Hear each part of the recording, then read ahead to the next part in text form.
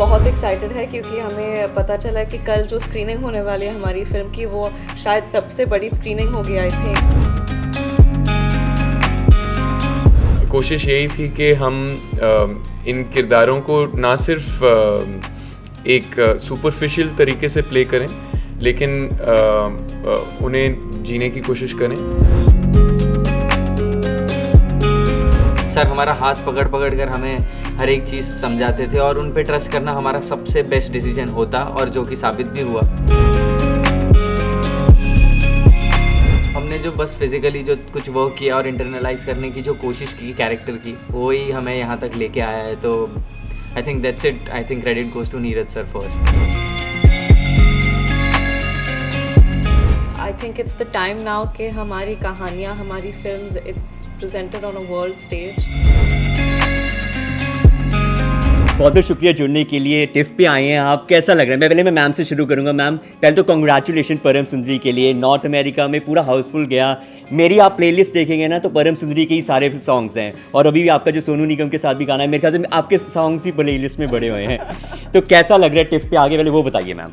बहुत बढ़िया लग रहा है। मैं पकड़ूंगा कोई बात। अच्छा ठीक है। नहीं बहुत बढ़िया लग रहा है। अभी तक थोड़े हिले हुए थे क्योंकि आज सुबह हम पहुंचे बॉम्बे से, लेकिन आपकी एनर्जी को देख के हम भी जाग गए। ऑफ कोर्स बहुत एक्साइटेड है क्योंकि हमें पता चला कि कल जो स्क्रीनिंग होने वाली है हमारी फिल्म की वो शायद सबसे बड़ी स्क्रीनिंग होगी आई थिंक।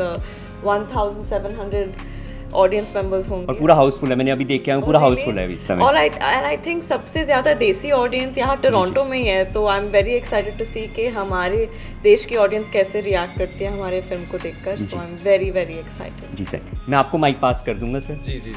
सर जब हम इसके बारे में बात करते हैं, हमने रिसर्च वगैरह की, सारा कुछ किया तो उसमें पता लगा आपने 10-10 किलो अपना वेट कम किया। तो थोड़ा बताइए कैसा रहा प्रोसेस, अगर उसके बारे में थोड़ा बता सकें सर। जी ये तो एक छोटा सा एनेक्डोट है, फिज़िकल चीज़ है जो ज़रूरी थी नीरज के लिए। एक्चुअली अगर आप सच बोलूं तो सबसे पहली चीज़ तो उन्होंने मुझे देख के यही कहा था कि यार मसल्स छोड़ देना अपने सारे जितने हो सकें। हमने डायरेक्टर से बात की, उन्होंने भी यही कहा कि मैंने उनके कुछ नहीं कहा तो वो अपने आप ही इतना घुस गए थे, उन्होंने अपने आप ही कम कर लिया।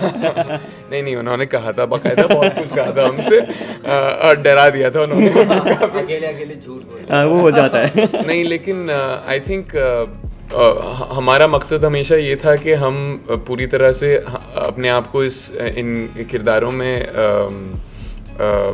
ढाल दें और इमर्स कर सकें हम। और कोशिश यही थी कि हम इन किरदारों को ना सिर्फ एक सुपरफिशियल तरीके से प्ले करें लेकिन उन्हें जीने की कोशिश करें। तो ये एक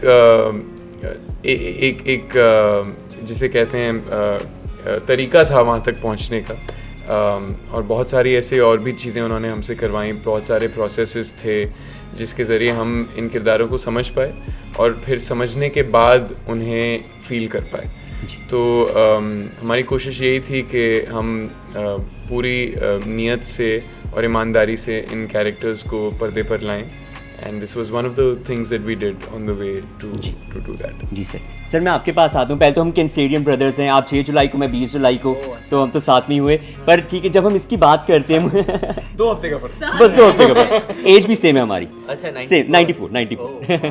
तो जब हम बात करते हैं सर मूवीज़ के बारे में करते हैं, मैंने मूवी देखी तो अब मैंने देखा उसमें आप पहले MP गए, फिर सूरत गए, सूरत में काम करने गए, एक आपकी जर्नी दिखाई गई है कि जो एक ग्राउंड लेवल से जर्नी देखते हैं आप, तो कैसे आप प्रोसेस में गए, उसमें किस तरीके से तैयारी की, अगर उसके बारे में थोड़ा बता सकें। तो मैं हमेशा, जैसे कि मैं कई बार कहता हूँ, मुझे आदित्य चोपड़ा सर ने एक बहुत ही बड़ा गुरु मंत्र दिया था कि मर्दानी मूवी में। जी। तो उन्होंने मुझे कहा था कि आप अपने डायरेक्टर को सरेंडर कर दो और मैं वही फार्मूला अपनाता हूँ। तो नीरज सर ने एक्चुअली बहुत सारे अच्छे से प्रिपरेशन करके रखी थी। आई थिंक उन्होंने 5-6 साल इस फिल्म के हमें मिले उससे पहले इन्होंने लगा दिए थे। तो हमें तो कोई डर नहीं था। सर हमारा हाथ पकड़ पकड़ कर हमें हर एक चीज़ समझाते थे और उन पे ट्रस्ट करना हमारा सबसे बेस्ट डिसीजन होता और जो कि साबित भी हुआ।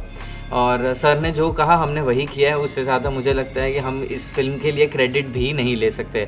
और हमने जो बस फिज़िकली जो कुछ वर्क किया और इंटरनलाइज करने की जो कोशिश की कैरेक्टर की, वही हमें यहाँ तक लेके आया है। तो I think that's it. I think credit goes to Neeraj sir first. जी मेरा ये आखिरी क्वेश्चन ही होगा, टिफ पे आप आए, आपकी मूवी लग रही है और भी अनुराग सर की यहाँ दिखाई गई है, आप देख सकते हैं साउथ एशियन मूवीज़ को यहाँ प्रेरित किया जा रहा है. आपको लगता है ऐसे इवेंट्स, ऐसे जब फेस्टिवल्स होते हैं, हमारी साउथ एशियन मूवी बाहर आती है तो हम जो दूर मुल्क से बैठे हैं उनको एक अटैचमेंट होती है और ऐसे इवेंट्स और होने चाहिए यहाँ पे?